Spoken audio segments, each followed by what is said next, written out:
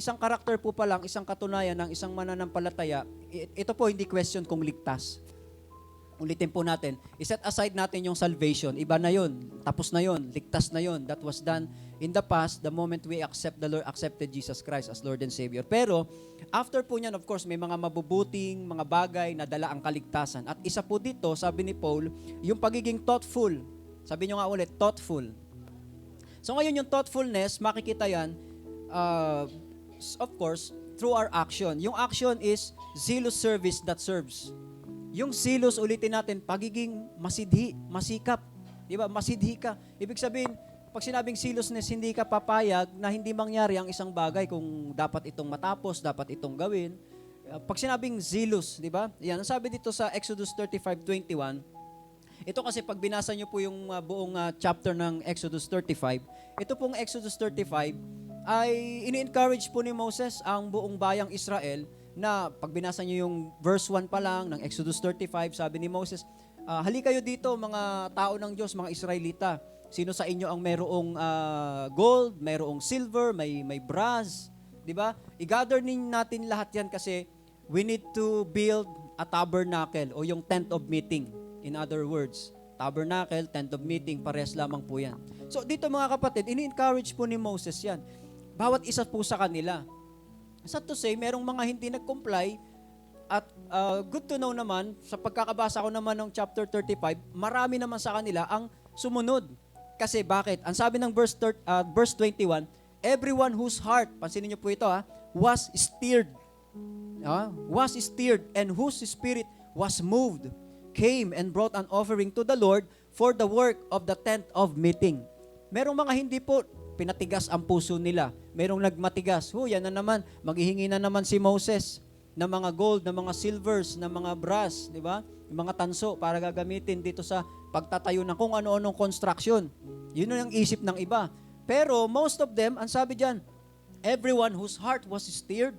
Stirred by what? Stirred by the word of God through Moses.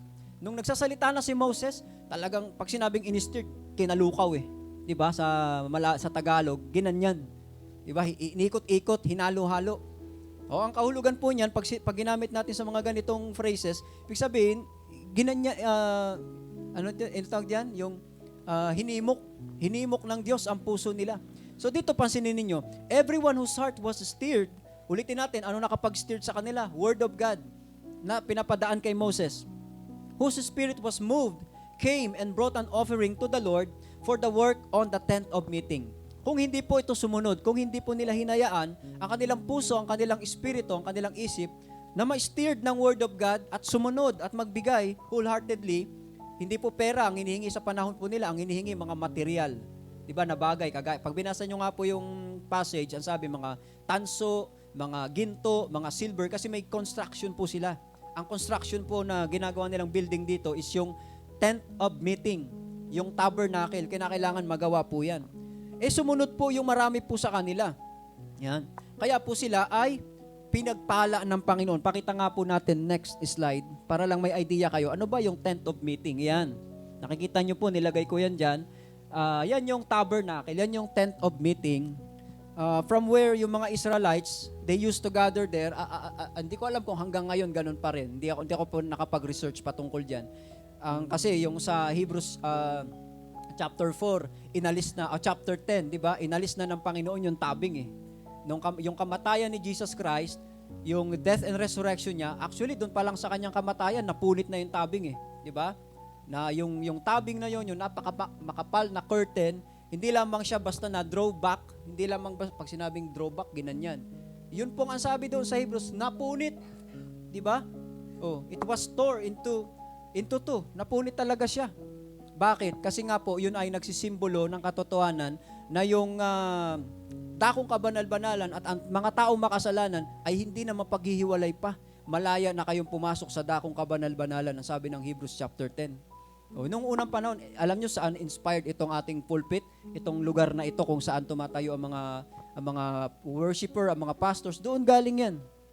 Pagpasok nyo po dyan sa tent of meeting, meron dyan sa loob dyan, mayroong holies of holies, mayroong most of holies, nandoon yan, kung saan inahandog yung mga burnt offering, at walang pwedeng pumasok doon sa Holy of Holies, parang ganito sa loob ng church, sa ganitong lugar, kundi yung mga high priest lang during that time.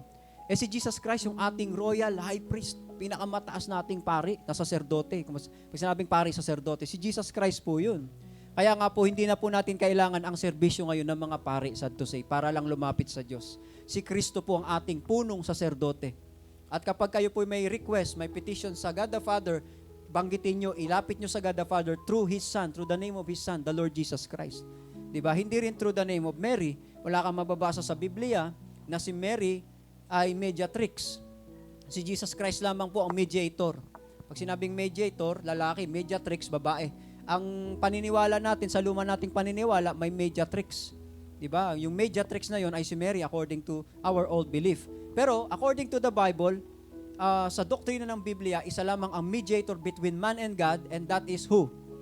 The Lord Jesus Christ. Diba? 1 Timothy chapter 2 verse 4. Ngayon, ayan, ang sabi ng Exodus, everyone whose heart was stirred and whose spirit was moved came and brought an offering to the Lord for the work on the tent of meeting. So, nag-comply sila, hindi lang basta yan, compliance. Sila po talaga ay, sabi ng Biblia, whose heart was stirred. Kaya alam nyo po, it is really important, mga kapatid, na every time ang man of God nagsasalita, we need to listen very carefully. Kasi through the Word of God, yun lamang po ang time na tayo ay may stir up ng Word of God, ng Holy Spirit, diba? Ng salita ng Diyos, para tayo ay malaman natin kung ano ang dapat nating mga gagawin.